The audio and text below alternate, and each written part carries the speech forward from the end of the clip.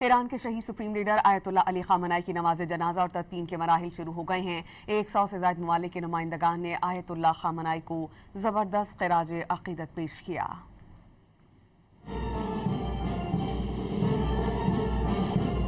Tehran کے امام Khomeini حسینیہ centre میں تقریباً 100 ممالک کے وفود نے شہید رہبر اعلیٰ کو سلام عقیدت پیش کیا اور ان کے لیے دعا کی۔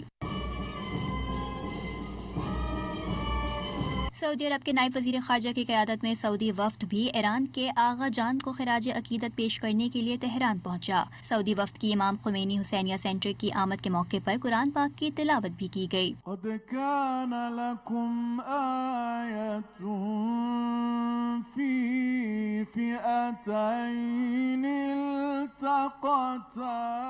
چین کی نیشنل پیپلز کانگریس کے نائب چیئرمین، جبکہ مصر، سری لنکا، بیلاروس، عراق، آذربائیجان اور بنگلہ دیش کے اسپیکر پارلیمنٹ بھی وفود کے ہمراہ پہنچے۔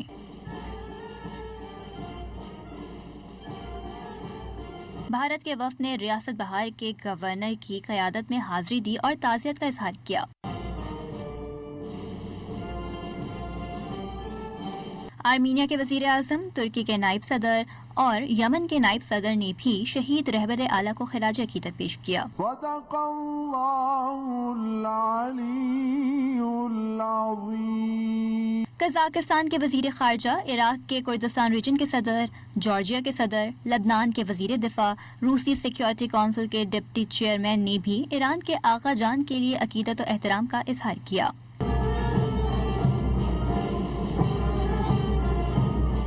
حماس کے سینئر رہنماؤں اور حزب اللہ کی سیاسی کونسل کے نائب سربراہ نے بھی تعزیتی تقریب میں شرکت کر کے فاتحہ خوانی کی۔